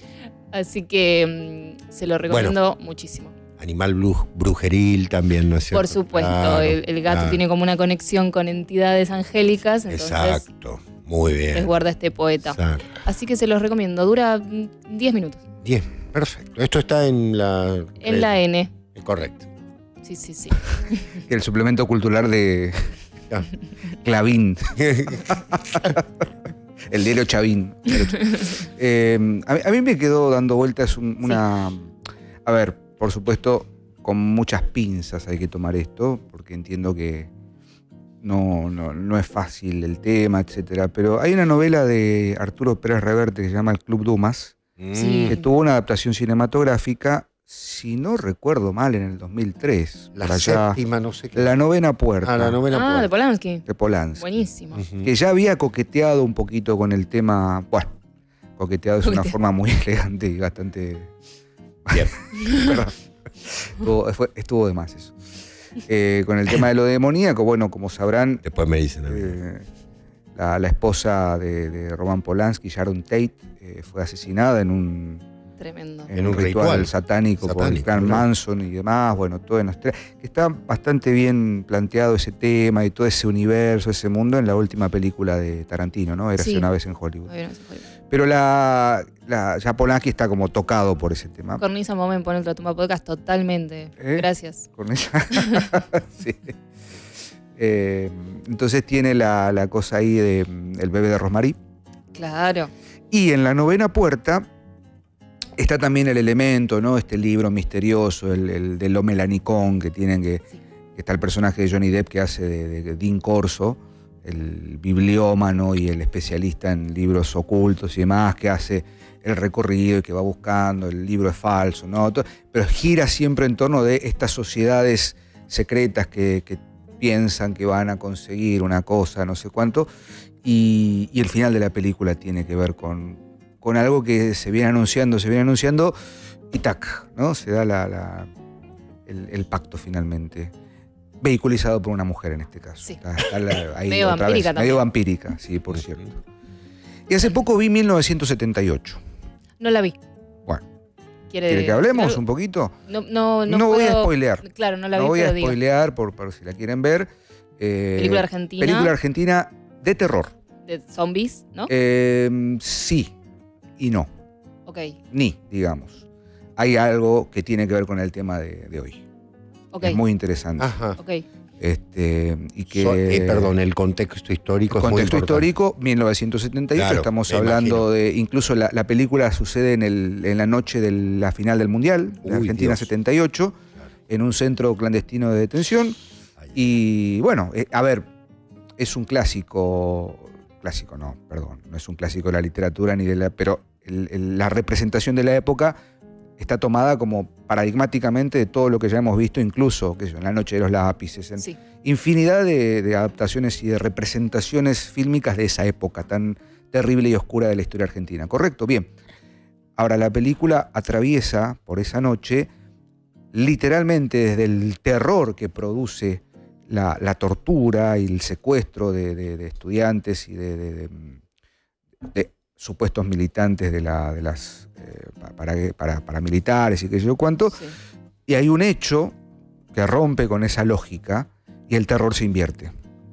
Y tiene que ver con toda esta inversión de ciertos rituales, etcétera, etcétera, porque bueno, los que ejercen el terror terminan siendo también víctimas del terror, pero el eje de ese terror está sostenido en el tema de hoy, en un pacto. Excelente. Muy bien. Perfecto. Estaba observando que justamente Camilo Vargas dice: la novena puerta se centra más en el libro demoníaco más que en la otra trama del libro. Exacto, Camilo, muy bien. La novela trama es mucho más amplia. Es la Cartuja de Parma. Claro, de Stendhal. De Stendhal, exactamente. Pero valga decir que la novela de Pérez Reverte es una de esas novelas que toma una trama sobre la base del tráfico de libros y de la bibliomanía, ¿no? Claro, que estuvo tan de moda hacia fines del siglo pasado, comienzos de manera notable, ¿no? Que es herencia, valga decirlo, de cierto Borges, ¿no? Esta idea del que el libro, ¿no?, siempre tiene algún secreto, siempre en él. Exactamente, ¿no? Muy interesante en ese sentido. Una muy linda novela, valga decirlo. Así que tiene razón Camilo en su opinión perfectamente. También estaba viendo que Iván dice: me encanta la cadencia de este programa. Iván, bueno, muchísimas gracias. Por ahí es la primera vez que nos ve. No. Bienvenido sea. No, porque dice: me encanta el. Claro, debe ser la primera vez que por ahí nos mira, así que un gusto recibirlo en esta casa. Cul-de-sac, dice Marcelo abajo, muy bien. Así debe. Ay. Fondo de la bolsa significa, Ojo con el claro, no se me pongan molestos. Perfectos. Y cada tanto Aunque es el hay nombre de un cosas barrio. que no caen en saco roto, ¿o sí? Exactamente. Bien. Así que tenemos la recomendación del Procónsul, la película 1978 sobre zombies en la no sé dictadura, si como la dice vean. Camilo. Bueno, Véanla ahí si quieren, qué sé yo. bien. Ahí, Ok. no sé, Y para- el capítulo de Love, Death and Robots, Sí. temporada 4, ¿no? Sí, Muy porque bien. puede arrastrarse. se llama. Porque puede... qué título. ¿Qué título, no? Excelente. Sí. Recuerdo la escena de Drácula cuando se convierte en una, ¿no? Mm. En una Alimania que sube por las paredes, ¿no? Bien. El Zack de Polanski. Claro, exacto. Muy bien. También una peli de Polanski. Muy bien. Muchísimas gracias. Bien. ¿Tenemos preguntas, ¿Tenemos Homero? preguntas, señor director? Pobre está. Tenemos poquitas. Como, ¿Qué ¿no? pasó? No como hubo- preceptor de este programa, 72. me voy a enojar con los alumnos. A Uy, ustedes uy, les uy, hablo. Bueno, la gente Se tiene enojó derecho a el que no le hagan- Auriga. Sí. Claro. Voy con la primera, si les parece. Adelante. Emanuel nos preguntaba, ¿por qué en la literatura se pone al diablo como un ser en el que hay que desconfiar, pero que cuenta con una sabiduría infinita y cierta lealtad en sus pactos? Justamente por eso hay que desconfiar. Sí. No sé si es infinita No. su sabiduría, pero sí sabe las bajezas, justamente, y los puntos débiles. Yo- Pero, perdón, Procónsul, No. pero es al revés, la manera de... Lo que lo destruye es el conocimiento, ¿no? Exacto. Sí, ahí, mientras buscaba y estaba indagando un poco lo que hay, busqué mucho en Cirlot. Cirlot no tiene demasiado sobre la figura del demonio, etcétera, pero hay un texto, un libro de Mircea Eliade, Mefistófeles y el andrógino, que tiene una cita muy interesante, Sí. que dice así: el demonio es un ser cuyos actos no atentan contra Dios, sino que atentan en contra de la vida del hombre, pues hacia él dirige todas sus acciones, pero finalmente es instrumento para que el hombre obre bien y se redima. En definitiva, la propuesta final del Eliade es, de alguna manera, el hombre se hace más... Ahí está, Mefistófeles y el andrógino de Mircea Eliade. El hombre termina haciéndose más virtuoso en tanto reconoce que se ha alejado del bien, y ese alejamiento del bien termina siendo producido por el demonio, con lo cual, según la tesis de Eliade, esa maldad promovida por el demonio es necesaria para que el hombre caiga, vea su caída y pueda volver a subir para recuperar eso que se ha perdido. El tema es que no siempre funciona así, ¿no? Claro. No necesariamente funciona así. Es una lectura un poco osada, pero está. Sí. Volvemos a lo que decíamos antes. En definitiva, la necesidad del demonio es la presencia de un cuerpo o de una entidad material como es el hombre, unidad corporal de cuerpo y alma, ¿no? Unidad central de cuerpo y alma para poder corromper eso. Si no, no tiene entidad. El mal no tiene entidad en tanto y en cuanto no pueda habitar un cuerpo o la materia del hombre, Sí. la condición humana. Que es el gran tema de grandes películas, ¿no? Sobre todo, El Exorcista. Por supuesto. Claro. Algo también que me parece clave de todo mito, y tomando el Fausto también en ese sentido mítico, es que son cosas que no habría que leerlo, creo que lo que hemos mencionado con el hecho de si se puede volver, ¿no? No habría que leerlo desde un lado como purista, ¿no? Como, bueno, nunca tengo que ser Fausto, sino que justamente en qué momentos estoy siendo Fausto, ¿no? Totalmente. Como no sé, lo decíamos creo que con Avatar, la guerra entre lo maquinal y lo espiritual. Bueno, Sí. uno tiene esa guerra todo el tiempo en el corazón, no es que uno Exacto. vive en Pandora, ¿no? Y Claro. bueno, viene la maquinaria a arruinarnos como humanidad o a arruinarme a mí ser espiritual, sino que Muy bien. uno tiene esa mezcla y esa pelea constante en el corazón. Por supuesto que hay vías para purificar eso, una de ellas es el arte, que de un lugar donde uno va a ordenarse, pero digo, uno todo el tiempo está vendiendo o quemando sus principios, Sí. y la idea justamente es reconocerlo, por eso la guerra también más importante es interna, ¿no? Totalmente, como dice el profeta, ¿no? Vengo Claro. de la pequeña guerra. para ir a Ahora la vamos a la peor, Ahora vamos que es a la propia. Exactamente. Sobre la base del conocimiento del demonio, hay dos libros interesantes. Uno es El Diavolo, de Papini, Giovanni Papini. Es un libro que está traducido al castellano, bastante interesante. La traducción es bastante fiel, quiero decir. De desde el punto de vista de una persona con una enorme fe, ¿no? Papini vive una conversión enorme, era un hombre que era un ateo número uno y de pronto vive una conversión impresionante, siendo muy joven, y ahí tienen un material interesante. Y desde un punto de vista de lo artístico, hay un libro de Mario Praz. Acá está. Ahí Sí. está. La carne, la muerte y el diablo. La carne, la muerte y el diablo, que es un poco el parafraseo del hermoso verso de Sor Juana Inés de la Cruz, ¿no? Un en diablo carnimundo, ¿no? Que la carne, el diablo y el mundo es no. No tengo ahora El de Mario Praz, bien. Que es un libro exquisito, por otra parte, ¿no? ¿El libro cómo se llama? Sí. La carne, la muerte y el diablo. La carne, la muerte y el diablo. Ahí está. Muy bien, ahí lo tenemos, de Mario Praz. Mario Praz, uno de los grandes intelectuales de la Italia de la segunda parte del siglo XX, uno de los grandes estetas, por otra parte, ¿no? Un gran conocedor del elemento estético. Así que tienen el libro de Papini también y el de Mario Praz para... Qué lindo que la gente de esta editorial tan bella vea este programa. Por supuesto. ¿Quién es? Que se dé cuenta de que le estamos haciendo el calor. Los señores que viven Nos en un tiren. fiordo marcado. Nos tiren Exacto. algunos Por supuesto. ejemplares. Mire, ¿no? profesor, O mire lo algún- que tengo acá. Claro, justamente. Uno gasta. Podemos Sí, recordar, o ¿no? algún regalo tarjeta. Un Señores, gift Si card. quieren mandarnos libros, Obvio, lo que pasa es que están lejos. 3455. Ahí Sí, está. El nombre de reporte militario, Homero Chavín, profesor Porrini, Ah, procónsul o MIDI exactamente. lo Sí, recibimos. sí, claro. Bueno, tenemos preguntas, mesdames et messieurs. A ver, yo no veo. Ay, Dios, dice. Homero, ¿vos tenés más preguntas? Tengo dos más, A ver. si les A ver. parece. Adelante. Una es con respecto a la ópera, que me preguntan qué versión de la ópera recomiendan ver. Doctor, ruido de mate.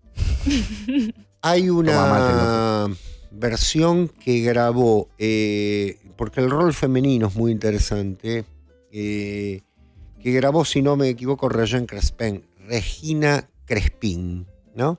Una gran soprano francesa de la segunda parte del siglo XX que es exquisita. Así que bueno, ahí tienen. Y bueno, si no, métanse en YouTube, hay muy buenas versiones de muchísimas óperas, ¿no? Es una ópera, vuelvo a decirlo, es larga, ¿sí? Supongo que para este programa muchos lo habrán visto y bueno, no es una cosa suave, no es una ópera breve como Caballería Rusticana, ¿no? Que uno la mira en 50 minutos. Claro, son 2 horitas. Son 2 horitas o un tanto más, ¿no? En fin, bien. Voy a levantar una pregunta que acaban de hacer recién salida del horno del chat, que dice: ¿vivimos en un mundo que tiende a lo fáustico, donde se promueve el deseo ilimitado de poder o éxito a cualquier costo? Obvio. Absolutamente. Hoy más que nunca. Bueno, yo me voy a oponer para que haya uno distinto.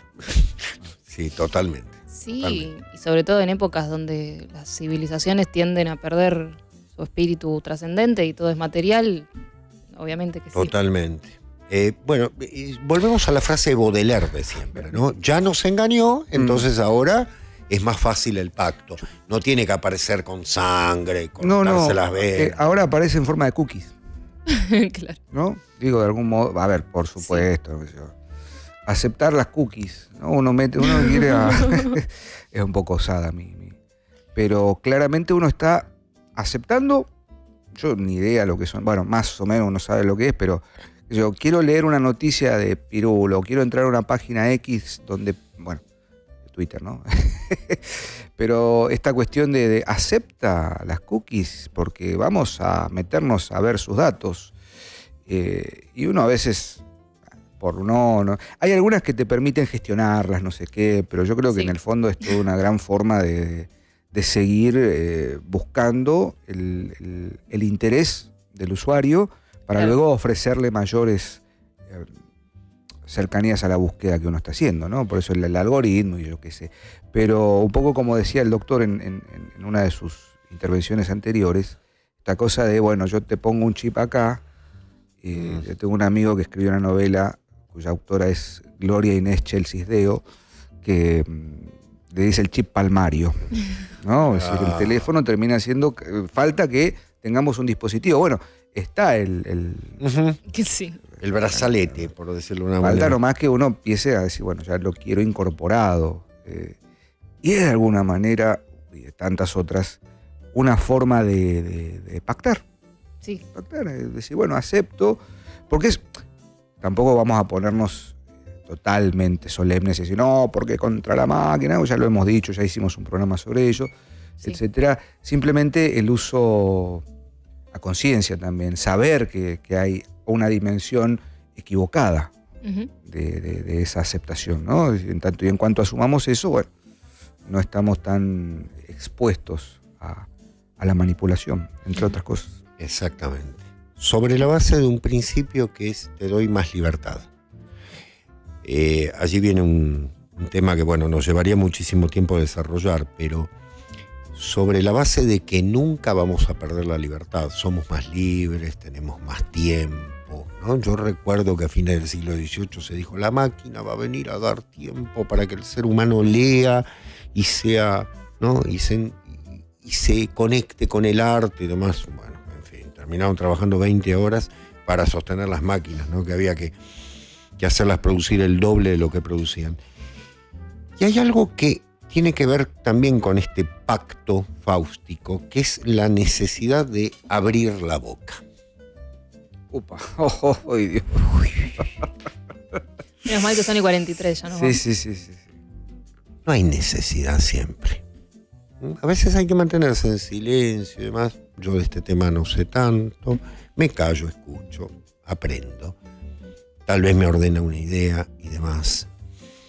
Sobre la base de que es fácil estar detrás de una computadora en el anonimato y señalar al otro. Es muy fácil para el que está dando la cara, para el que está poniendo el cuerpo, para el que está poniendo el empeño, para el que está dando lo mejor de lo que es. Obviamente se está jugando frente al anonimato del otro que inmediatamente salta con alguna cosa que Cítrico la ha nombrado como una enfermedad, ¿no? Y realmente yo no me atrevo a nombrarla directamente, pero tiene que ver con algo que se rasga, ¿no? Y que es particular. Hoy un marco teórico del programa, los dos videos. Sí. Vayan a verlo. Vayan a verlo, por favor. Parte 1 y parte 2. Voy a esto porque eso también es un sutil pacto fáustico. Tengo que opinar de todo, no, hay cosas que no sé, no opino. Si bien la opinión, como dice San Roberto Calazo, dice la opinión la puede dar cualquiera, decir no dice cualquiera. Entonces está esto, ¿no? También, se equivocó, ¿no? Claro, como decía muy bien Cítrico, no es en 1972, es en noviembre de 1971. Bueno, a ver, tampoco se equivocó de siglo. Es cierto, claro, es un error menor. Ya no va a faltar alguno que diga que el cine de Gounod, la ópera de Gounod, no tiene. Es la ópera. Sí, perdón, me confundí. Era francés también. Van a decir, no, bueno, en realidad en 5 óperas no hay acto segundo con danzas y no sé qué. Claro, sí, obviamente. Pero es muy fácil porque eso también revela una actitud de soberbia, que es el motivo por el cual el ser humano es el pacto. La soberbia. Sí. ¿No? ¿Qué está entregando? Está entregando fundamentalmente el saber que tiene, porque se la está entregando al demonio, con lo cual no es libre, ya dejó de ser libre. Hasta ese momento lo era. Procónsul, a ver, díganos. ¿Qué? No, hay un comentario que está el chat se puso Le un poco mandamos áspero. Un abrazo a todos, un abrazo pero están a Diego increíbles. Robles, que propone el nombre de una banda, que no va a leer Porrini, que por favor Sí, no Porrini lea. no lea. No veo, a ver. Es una buena banda No de lea, no punk, que tiene que ver con el concepto de... No, yo quiero aprender, a ver. No, pero no ¿Cuál lo es la lea, banda de por favor. punk? No. Es no importa, después se la mostramos. Ah, sí, ahí la leo. Fran, gracias. Voy a ir. Yo tenía una banda de punk parecida, ¿no? La mía, me la anularon, yo quise traerla acá, pero Esto de Homero dejar me abierto dijo el que chat es- las canciones eran muy fuertes, que iban a atentar contra la moral pública y el bien. Ay. qué sé yo. Bueno, en fin, es así. Homero, ¿tenemos más preguntas? Tenemos una pregunta más ¿Cómo que no tiene que ver con el tema de hoy, pero no por ahí da algo para charlar. A ver. ¿Cuándo A un ver. programa sobre los libros prohibidos y personajes como Aleister Crowley? Hablando de... Bueno, podríamos. Gracias por los sugerencias. ¿Cómo se llama la persona que hace Homero? ¿Lo tiene No, a perdón, mano? perdí el comentario. Elena Si Blavatsky. en el chat quiere alguno Cornisa total, totalmente, Nahuel. Arroba cornisa, Sí, sí, arroba sí, sí. Elena Blavatsky punto, Totalmente. punto MP. A ver, Es un gran tema los libros es un gran prohibidos. tema. Incluso lo prohibido. tomamos? Sí, lo Sí. prohibido. Fue Claro. Emanuel, ¿eh? Emanuel, Emanuel. gracias. tomamos nota de ello. Es Tomamos un nota. tema interesantísimo. El señor no es un amigo de la casa, para decirlo, ¿no? Porque, bueno, en fin. ¿Quién, Emanuel? No es más, por Dios. Como dijo Chesterton, que quiso conocer a todo el mundo menos a ese, porque dijo, no, era demasiado. Sí, pero es verdad que estaría Pero bueno vamos hacer a un él. programita sobre lo prohibido. Lo prohibido. Sí, No, total. Ya aparecerá. El Sí, totalmente. Index Librorum Prohibitorum. Sí, sí. Totalmente. El Index Librorum Prohibitorum, exactamente. Sí. Que por otra parte revela un profundo desconocimiento de parte de la humanidad que dirige, no estoy hablando a nivel popular, sino de las cabezas, cuando se establece la prohibición sobre un texto.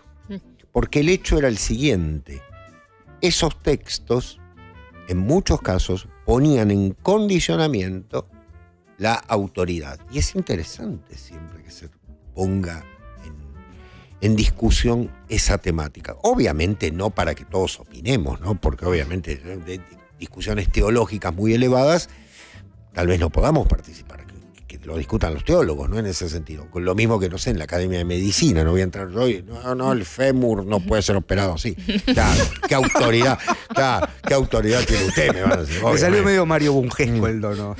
Eso no es un fémur. Eso no es ciencia. Eso no es ciencia. No es ciencia. ¿Qué le produjo leer a Kant? Odio a Kant. Era Hegel. Era Hegel, bueno, odio a Hegel. Hegel, sí, una cosa así. Ay, bueno, hablando de Hegel, vamos a citar al bueno, a Kierkegaard, Ah, bien. Hablando de Hegel, vamos a ver. Genio. que lo atendió. Lo atendió a Hegel. Lo atendió a Hegel. Le operó el fémur de una Le operó- patada. Le abrió la puerta. Che, qué raro se puso, no se pudo, ¿no? Y Kierkegaard dice, aprendimos de los hombres a hablar, pero aprendimos de los dioses a callar. Un genio. Así Kierkegaard. que- El hermano Kierkegaard. como Sí, decía. San Kierkegaard. Sí, totalmente. San Soren Kierkegaard. Lástima que era Soren. luterano. Pero San Soren. San Soren que los... Exactamente. Así que sí, le decimos a Emanuel muchísimas gracias, que Sí. tomamos nota, vamos a hacerlo prohibido en algún momento. Ahora tenemos un par de Bueno, programas corriente. ya pensados. Tenemos uno sobre la vida de Kant, que va a durar, No. va a durar las 2 horas, varios capítulos. Yo voy a venir de peluquita y así Y botitas parezco- en los pies. que la Manuelita. Muy bien. Manuelita. Bueno, No. Manuelita Kant. Listo. ¿Y cuál es el tema del próximo programa? Condesa, le paso la pelota ¿Lo a usted. anuncio yo? Sí, bueno, por favor. muy bien, tenemos tema y tenemos invitado Bien. Uy, sí, muy bien. la semana que viene, porque vamos a hablar del terror. Ese es el título, el terror. El terror. Muy bien, los... Ah, El foley. paréntesis, disculpas, algo que me quedó en el tintero. Charles Gounod Sí. es el autor de la pieza Marcha Fúnebre para una marioneta, la buscan después, que es la banda, o sea, la música incidental de Alfred Hitchcock Presenta. Esa música que aparece de espectacular. fondo es de Gounod. Sí, Quería decir eso. espectacular. Bien, Muy muy bien. bien. Vamos a tener un director que dirige películas de terror, que es argentino, y vamos a hablar del terror, el señor Gonzalo Calzada. Exactamente. Gonzalo Calzada, sí. Ha dirigido un par de películas muy, muy interesantes. Nos ha traído también. Escritor también, por cierto. Escritor. Sus- Claro, Sí, director y guionista. exactamente. Así que Exactamente. vamos a hablar del terror en general, obviamente de cine también, de cine de terror nacional bien. e internacional, porque él es director, pero del terror en todos sus aspectos. Claro. El terror político también. Claro. En ese Bueno. caso tenemos para meses. No, eso es de terror. Claro, exactamente. Cornisa. Muy bien. Sí, totalmente. Bien, ¿algo para redondear en torno a este tema? Creo que no, y si hubiera algo seguro va a salir en otro momento, como es Bien. habitual en algún programa. Quiero, recién recordaba por algo de Fausto. Ustedes recordarán la gran novela de Adolfo Bioy Casares, La invención de Morel. Sí. Ella se llama Faustín. Sí, Ah, claro. También está, ¿no? Es algo que ya no está, ¿no? Pero es lo femenino que podría haber sido su salvación, ¿no? Claro. O sea, ahí está jugando con lo fáustico en otro punto de vista. Como a veces el trabajo de los grandes narradores, y el querido Adolfo lo fue, lo es, ¿no? Porque los autores no mueren en ese sentido. Realmente es una de las marcas. Diego Robles nos dice Fausto Papetti para el cierre. Bueno, que está muy bien. Muchísimas gracias. Bueno, estamos a punto de retirarnos. Muy bien. Nuevamente aquí. Hemos vuelto. Sí. Habían querer empujarnos pero aquí estamos. Y recuerden una cosa fundamental. Cuando van a firmar, fíjense que el tambor de la lapicera pluma que tienen no tenga tinta. Es muy importante.